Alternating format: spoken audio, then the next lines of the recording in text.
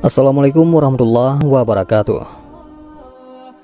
Adalah Khawlah binti Sa'labah, seorang sahabat perempuan yang memiliki paras cantik nan jelita.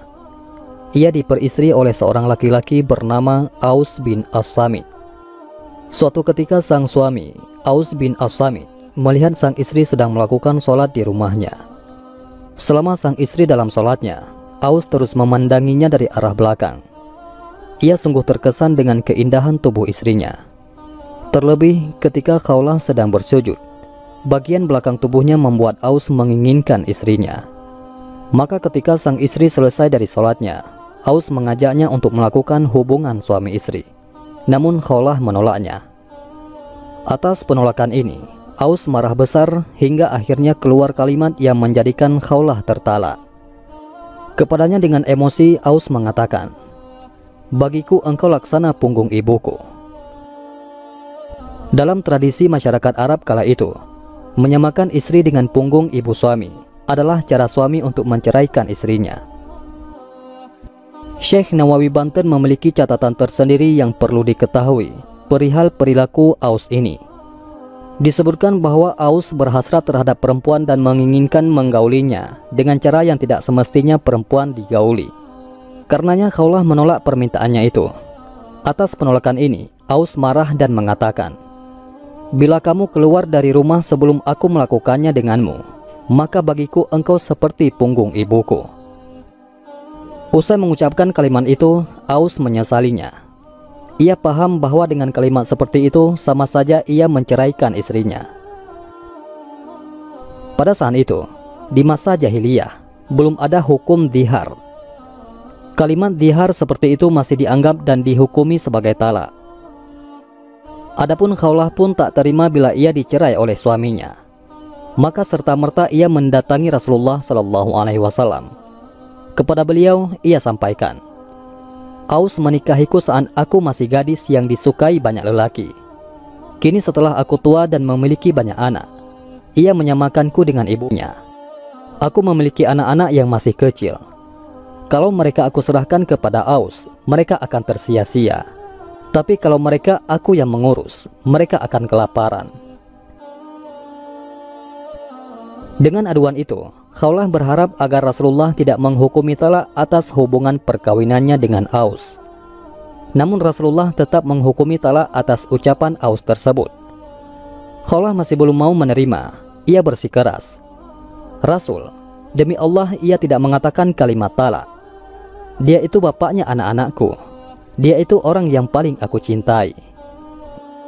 Namun Rasulullah SAW tetap bersikeras menghukumi talak atas Khawlah dan Aus. "Engkau haram baginya," kata beliau SAW. Khawlah tetap tidak mau terima.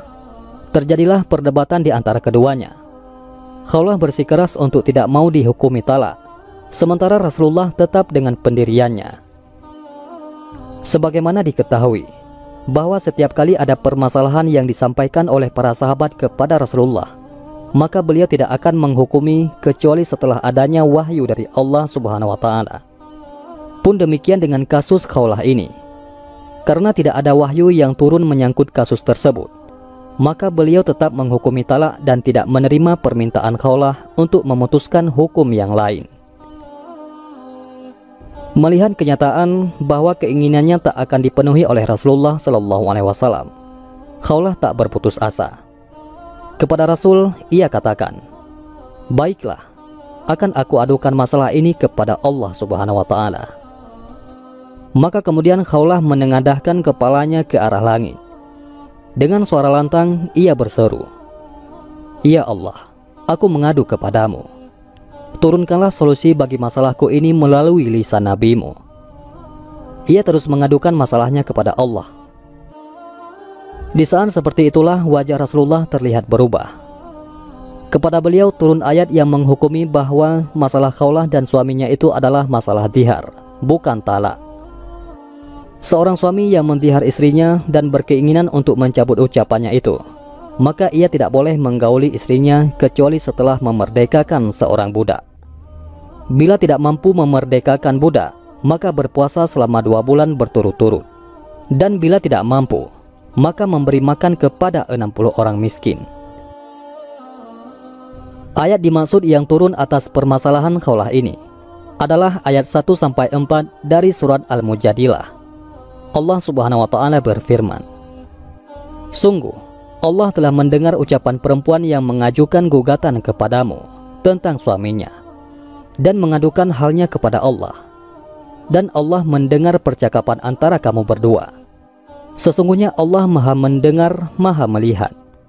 Orang-orang di antara kamu yang menzihar istrinya menganggap istrinya sebagai ibunya, padahal istri mereka itu bukanlah ibunya. Ibu-ibu mereka hanyalah perempuan yang melahirkannya. Dan sesungguhnya mereka benar-benar telah mengucapkan suatu perkataan yang mungkar dan dusta. Dan sesungguhnya Allah Maha Pemaaf, Maha Pengampun. Dan mereka yang menzihar istrinya, kemudian menarik kembali apa yang telah mereka ucapkan, maka mereka diwajibkan memerdekakan seorang budak sebelum kedua suami istri itu bercampur. Demikianlah yang diajarkan kepadamu, dan Allah Maha teliti terhadap apa yang kamu kerjakan.